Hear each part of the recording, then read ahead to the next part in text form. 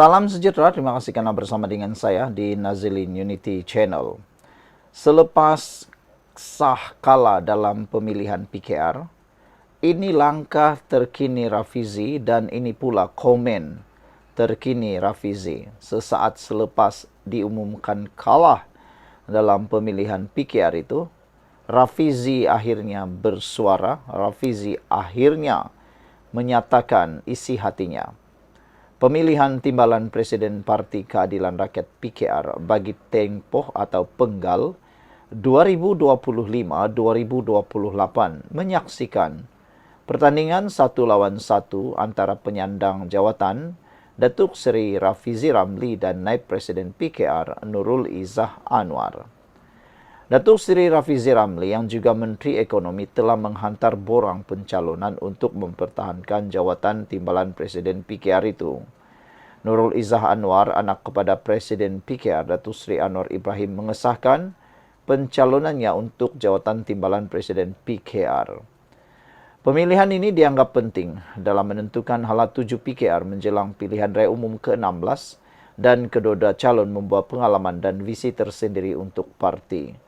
Keputusan rasmi sudah diumumkan selepas tewas dalam pemilihan timbalan Presiden PKR kepada Nurul Izzah Anwar. Datuk Seri Rafizi Ramli enggan memberikan ulasan lanjut mengenai keputusan tersebut. Ketika ditemui pemberita, Rafizi hanya berkata, "It's okay. You sold us the new timbalan Presiden," sambil menunjukkan riak wajah sedikit kecewa. Beliau turut kelihatan kurang senang apabila ditanya sama ada beliau menerima keputusan tersebut dengan baik. Jawapan Rafizi ialah, "Apa jenis soalan itu?" Balasnya ringkas sebelum beredar. Sebelum keputusan rasmi diumumkan, Rafizi telah menyatakan keraguannya untuk mempertahankan jawatan tersebut. Beliau menyatakan beliau sedar mengenai realiti politik semasa yang menyukarkan peluangnya untuk menang dan menyifatkan segala-galanya seolah-olah sudah tersusun. Beliau juga menyatakan bahawa jika beliau menang, beliau mungkin mati terkejut, menunjukkan bahawa beliau telah menjangkakan kekalahan tersebut. Dalam pemilihan tersebut, Nurul Izzah Anwar memperoleh 9,803 undi, manakala Rafizi hanya berjaya mendapat 3,866 undi, menjadikan beliau tewas dengan majoriti yang sangat besar. Setakat ini, Rafizi belum mengumumkan sebarang tindakan lanjut atau keputusan mengenai kedudukannya dalam parti atau kerajaan. Bercakap tentang pengumuman tindakan, sama ada keputusan kedudukannya atau apa dalam kerajaan, menjadi tanda tanya ramai orang. Ada yang kononnya menjangkakan Rafizi akan mengumumkan letak jawatan sebagai Menteri Ekonomi. Dan ada juga yang menyatakan ada kemungkinan Rafizi akan merajuk dan keluar daripada parti PKR lalu membentuk parti yang baru bersama Khairi Jamaluddin dan Shahril Hamdan. Adakah itu berlaku? Entahlah. Ramai juga yang menjangkakan mungkin Rafizi Ramli juga akan keluar berehat sekejap dalam dunia politik seperti yang dilakukan oleh Khairi Jamaluddin dan hanya mungkin menjadi jurucakap di luar politik, menjadi bijaksana seperti Khairi Jamaluddin. Semuanya itu akan terjawab tidak lama lagi. Sekian dulu untuk kali ini. Jangan lupa tinggalkan komen Anda. Bye-bye. Salam sejahtera. Terima kasih karena bersama dengan saya di Nazilin Unity Channel. Selepas menang timbalan Presiden PKR, ini yang Nurul Izzah lakukan. Nurul Izzah dan suami akan tunaikan haji. Timbalan Presiden PKR Nurul Izzah Anwar yang baru saja disahkan memenangi jawatan tersebut, merampas jawatan tersebut daripada Rafizi Ramli, akan menumpukan 3 perkara utama, termasuk melakukan transformasi dalaman parti selepas berjaya menjawat jawatan kedua tertinggi parti itu. Puteri Reformasi itu berkata, fokus yang diberikan termasuklah usaha untuk bergerak menuju pilihan raya ke-16 akan datang.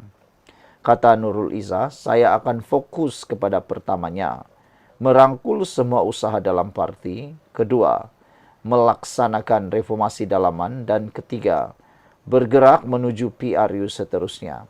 Katanya ringkas ketika ditemui selepas majlis perasmian Kongres Nasional PKR di Pusat Konvensyen Antarabangsa Persada Johor di sini hari ini.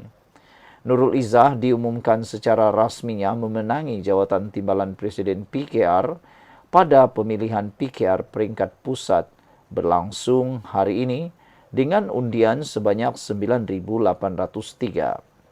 Bekas ahli Parlimen Permatang Pauh itu turut memohon mendoakan beliau dan suami yang akan berangkat ke Mekah menunaikan ibadah haji selepas selesai Kongres Nasional PKR itu. Kemenangan Nurul Izzah sekaligus menepikan penyandang jawatan itu, Datuk Seri Rafizi Ramli. Ketika ditemui sebaik keputusan pemilihan itu diumumkan, Rafizi dilihat segera meninggalkan Dewan diiringi penyokongnya. Ahli Parlimen Pandan itu meminta pengamal media menemui timbalan Presiden yang baru ketika diminta memberi komen mengenai keputusan pemilihan itu. Kata Rafizi, "You should interview the awak patut temu bual timbalan Presiden Nurul Izzah," katanya. Beliau turut dilihat memberi bayangan kekecewaan dengan keputusan itu, memandangkan mempersoalkan soalan media yang bertanyakan keadaannya sama ada beliau okey. Kata Rafizi, "What kind of question is that?" Soalan apakah itu? Soal Rafizi. Turut kelihatan Presiden Amanah Datuk Seri Muhammad Sabu, Setiausaha Agung DAP Anthony Lok dan bekas Setiausaha Agung PKR Datuk Seri Saifuddin Nasution Ismail memeru erat Rafizi. Saudara, apa yang akan berlaku selepas ini, selepas menang timbalan Presiden PKR ini? Adakah Nurul Izzah akan mampu meneruskan kekuatan PKR atau seperti yang ramai meramalkan, adakah PKR akan menemui jalan buntu, menemui jalan kekucar-kaciran pula? Namun demikian, ramai yang menjangkakan itu tidak akan berlaku. Tidak akan berlaku kekucar-kaciran dalam parti PKR. Bahkan dijangkakan Nurul Izzah akan mampu membawa reformasi baru, akan mampu menguatkan semula PKR dan akan mampu menjadikan PKR sebagai sebuah wadah politik yang mampu memperjuangkan agenda nasional, agenda madani dan seterusnya memajukan Malaysia. Semoga Rafizi dapat mencari ketenangan dan semoga Rafizi dapat mencari healing yang tepat. Sekian dulu untuk kali ini. Jangan lupa tinggalkan komen anda. Salam sejahtera. Ini dipaparkan kepada anda selepas huru-hara dalam pemilihan PKR semalam. Dikabarkan pula berita baik daripada Anwar Ibrahim kepada rakyat Malaysia. Hala tuju Perdana Menteri Datuk Seri Anwar Ibrahim dalam dekad mendatang berpusat kepada beberapa teras utama yang beliau sering tekankan dalam ucapan dan dasar-dasar kerajaan perpaduan.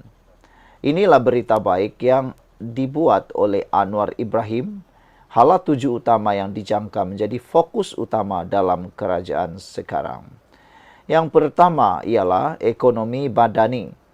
Perdana Menteri ke-10 menekankan pembangunan ekonomi berteraskan keadilan sosial dan keterangkuman. Ekonomi madani adalah rangka dasar ekonomi baharu yang memberi tumpuan kepada pertumbuhan mampan dan berteraskan nilai. Selain daripada itu, ianya juga mengurangkan jurang pendapatan antara kaum dan wilayah, serta mengangkat peranan perusahaan kecil dan sederhana PKS dan menarik pelaburan asing yang berkualiti. Baru saja menjadi Perdana Menteri 2 tahun setengah, Anwar Ibrahim telah memecahkan pelbagai rekod yang ada di Malaysia, terutamanya dalam pelaburan asing. Dan beliau juga telah berjaya mengurangkan jurang pendapatan antara kaum dan wilayah, serta membantu meningkatkan peranan perusahaan kecil dan sederhana. Tinggalkan komen Anda bagi mereka yang ada masalah kencing manis, gout dan tinggi darah. Saya kongsikan kepada Anda dalam video ini produk yang terbaik. Tekan butang produk yang ada dalam video ini. Sudah ramai beribu-ribu orang menggunakan produk ini. Mereka kata mujarab untuk penyakit kencing manis dan gout tinggi darah. Beli cepat kena harganya sekarang, murah tetapi stoknya terhad. Siapa lambat, dia kerugian. Baiklah, kita teruskan ulasan ini. Yang kedua, Anwar Ibrahim juga adalah Perdana Menteri yang amat kuat berperang dalam pembenterasan rasuah dan memperbaiki takbir urus negara. Tidak ada Perdana Menteri sebelum ini yang sehebat seperti Anwar Ibrahim dalam pembenterasan rasuah.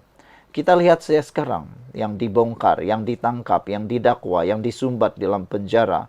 Bukannya orang-orang biasa, tetapi daripada jerung-jerung besar, daripada orang-orang besar, datu-datu, bahkan Tan Sri, pengarah, CEO, macam-macam lagi. Boleh kata ikan-ikan jerung yang besar ditangkap dan juga disiasat. Berbanding dulu, hanya ikan-ikan bilis yang berani diusik.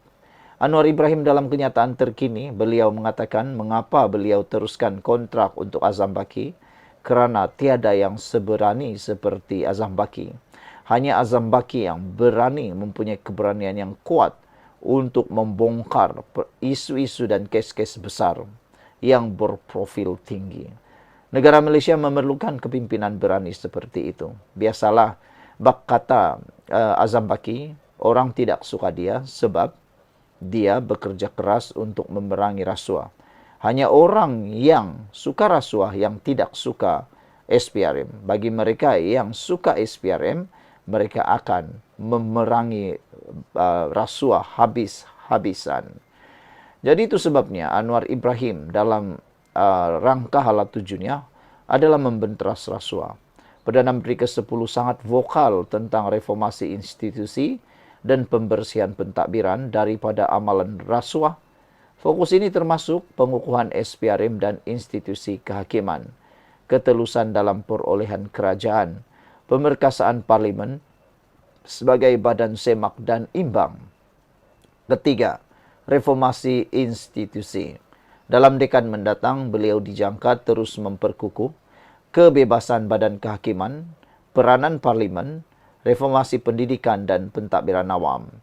Perdana Menteri ke-10 juga berpegang pada prinsip keadilan sosial untuk semua kaum dengan pendekatan inklusif terhadap isu kemiskinan tanpa mengira kaum, pembangunan seimbang antara bandar dan luar bandar, memperkukuh perpaduan nasional. Dan yang kelima, pendidikan dan modal insan. Peningkatan mutu pendidikan TVET dan penekanan kepada pembangunan insan akan terus menjadi keutamaan untuk melahirkan tenaga kerja berdaya saing. Keenam, yang terakhir, kelestarian dan peranan peralihan hijau. Perdana Menteri ke-10 juga menyatakan komitmen terhadap kelestarian alam sekitar, ekonomi hijau dan peralihan tenaga bersih sebagai agenda penting masa hadapan. Sekian dulu untuk kali ini. Jangan lupa tinggalkan komen Anda. Sila tekan butang subscribe. Saudara, dalam pada itu hasrat dan tujuan Anwar Ibrahim juga dalam perjuangan PMX kepada rakyat Malaysia boleh dirumuskan dalam beberapa perkara utama berikut. Pertama, membela rakyat marhain. Anwar Ibrahim membawa suara rakyat ke arus perdana pentadbiran. Beliau seringkali menyantuni golongan B40 dan M40 serta rakyat miskin tanpa mengira kaum. Fokus kepada kos sara hidup, harga barang, pendidikan dan perumahan mampu milik. Kedua, menegakkan keadilan dan kebenaran. Ketiga, PMX membawa agenda reformasi sejak 1998, menolak penyalahgunaan kuasa, rasuah dan penindasan, berjuang untuk sistem kehakiman yang bebas dan pentadbiran yang adil serta telus, menekankan keadilan dan kebenaran. Perdana Menteri ke-10 membawa agenda reformasi sejak 1998 dengan menolak penyalahgunaan kuasa, rasuah dan penindasan, juga berjuang untuk sistem kehakiman yang bebas dan pentadbiran yang adil serta telus. Ketiga, membangun negara madani. Gagasan Malaysia Madani sebagai asas kepimpinan, nilai insan, keadilan, kesederhanaan dan hormat antara kaum dan agama. Mahu membina negara yang progresif dan berteraskan nilai moral serta spiritual. Yang keempat, ekonomi yang saksama dan lestari. Mahu ekonomi negara tumbuh, tetapi dengan agihan yang adil. Tidak hanya mengutamakan angka pertumbuhan, tetapi juga kualiti hidup rakyat. Kelima, memperjuangkan pendidikan dan peluang yang adil. Anwar Ibrahim mahu berjuang fokus kepada rakyat untuk pendidikan menjadi jalan keluar daripada kemiskinan. Fokus kepada pembaharuan sistem pendidikan dan pelaburan dalam TVET serta digitalisasi. Dan yang terakhir, yang keenam, memperkasakan institusi demokrasi, yaitu dengan menolak politik lama yang berasaskan kronisme dan nepotisme, menjunjung demokrasi, kebebasan media, dan kuasa parlimen. Sekian dulu untuk kali ini. Jangan lupa tinggalkan komen Anda. Sila tekan butang subscribe. Bye-bye.